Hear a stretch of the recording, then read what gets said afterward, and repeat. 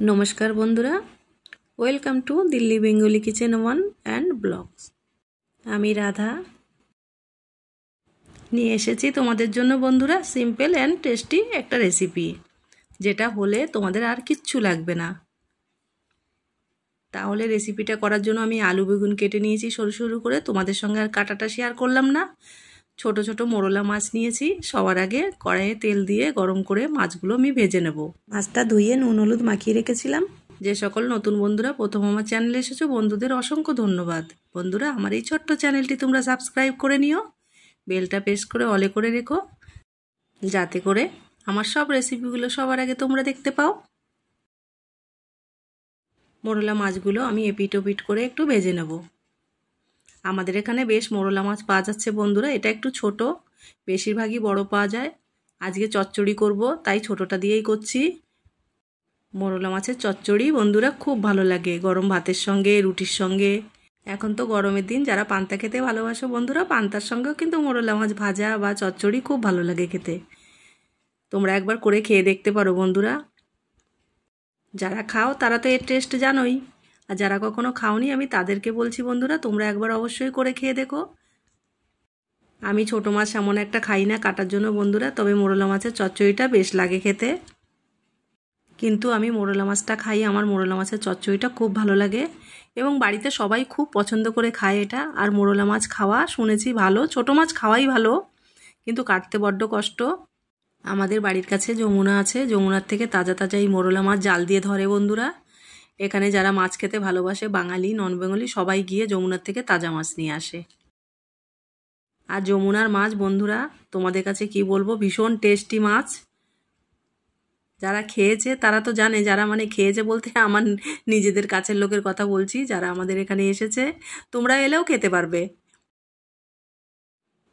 বাকি সব মাছগুলোই ভেজে আমি তুলে রেখেছি। এবার ওই কড়াইয়ের মধ্যে কিছুটা তেল দিয়ে দিলাম। চচ্চড়ির মধ্যে তেলটা একটু বেশি দিলে ভালো লাগে। আমি দিয়ে দিলাম জিরে ফোড়ন। কারো যদি পাঁচফোড়নের ফ্লেভার ভালো লাগে বন্ধুরা, তাহলে পাঁচফোড়নও এখানে দেওয়া যেতে পারে। এবার দিয়ে দিয়েছি কেটে রাখা দুটো পেঁয়াজ। পেঁয়াজ দুটো দিয়ে আমি একটু হালকা ভেজে নেব।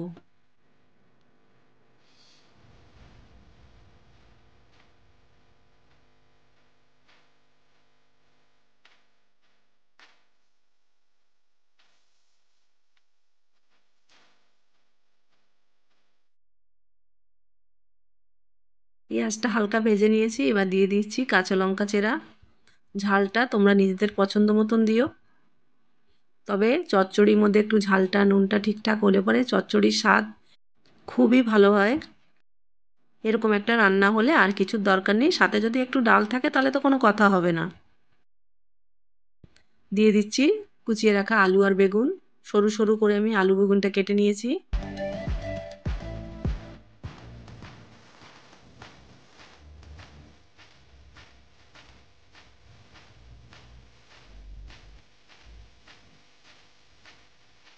আলু বেগুনটা হালকা নেড়ে চেড়ে নিয়ে আমি দিয়ে দিচ্ছি স্বাদ মতো নুন, আর দিয়ে দেবো 1 চামচ হলুদ। দিয়ে আবার আমি নেড়ে চেড়ে কিছুক্ষণ রান্না করে নেব।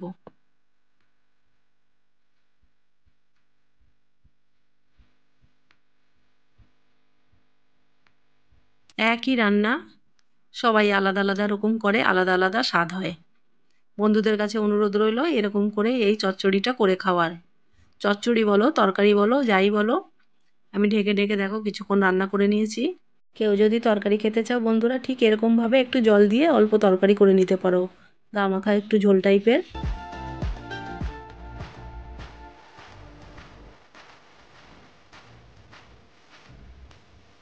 আমি 2 মিনিট ঢেকে দিয়েছি, তাতেই আমার আলুটা গলে গেছে।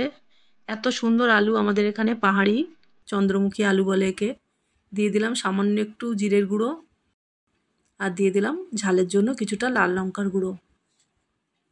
একটু চটপটি হলে ভালো লাগে। একটু পান্তা ভাতের সাথেও খাওয়া যায় কিন্তু বন্ধুরা এটা। আমি খেয়েছিলাম পান্তা ভাতের সঙ্গে এটা, আমার তো ভীষণ টেস্টি লেগেছে। যারা পান্তা ভাত খেতে ভালোবাসো তারা কিন্তু পান্তা ভাতের সঙ্গে এরকম চচ্চড়িটা একবার ট্রাই করতে পারো।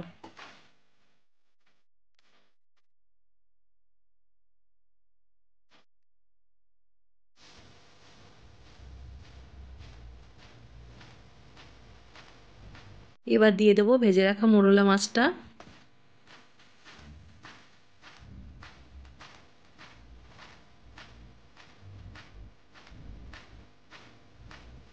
আমি দিয়ে দিলাম যতটা সবজি ততটাই প্রায় মাছ। এবার ঢেকে ঢেকে আমি একটু কিছুক্ষণ রান্না করে নেব।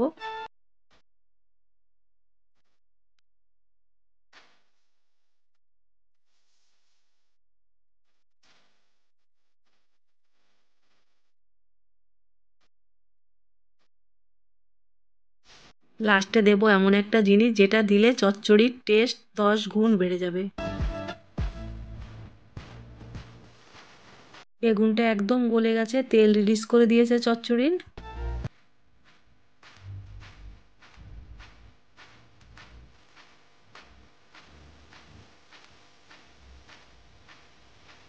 তরকারিটা গ্যাসটা একদম কম করে ধীরে ধীরে রান্না করে নিতে হবে, তখনই তেলটা রিলিজ করবে। দিয়ে দিলাম কুচিয়ে রাখা ধনেপাতা। এই ধনেপাতাটা দিলে তরকারির স্বাদ অনেক গুণ বেড়ে যায়, চচ্চড়ির স্বাদ।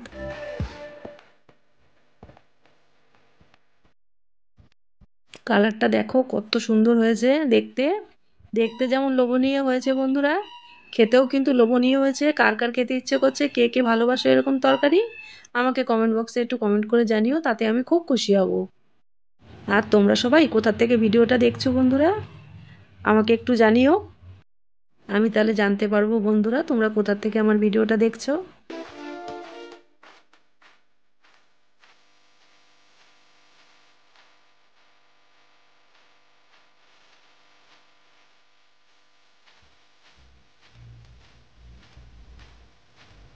এবার তোমাদের কাছের থেকে পরিবেশন করে দেখাচ্ছি বন্ধুরা। কালারটা দেখো কত সুন্দর হয়েছে, বলতে হবে এক কথায় ফাটাফাটি হয়েছে কালারটা।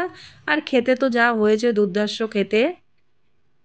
দেখো মোরলা মাছগুলো তাকিয়ে তাকিয়ে রয়েছে উপরেই। তাহলে বন্ধুরা ভিডিওটা যদি আমার ভালো লেগে থাকে একটা লাইক কমেন্ট করে দিও, কাছের লোকেদের কাছে শেয়ার করে দিও। আর আমার এরকম সব রেসিপি পেতে আমার ছোট্ট চ্যানেলটি সাবস্ক্রাইব করে নিও। তাহলে আমার সকল বন্ধুরা এরকম সব রেসিপি পেতে ছোট্ট চ্যানেলটি সাবস্ক্রাইব করে তোমরা ভালো থেকো।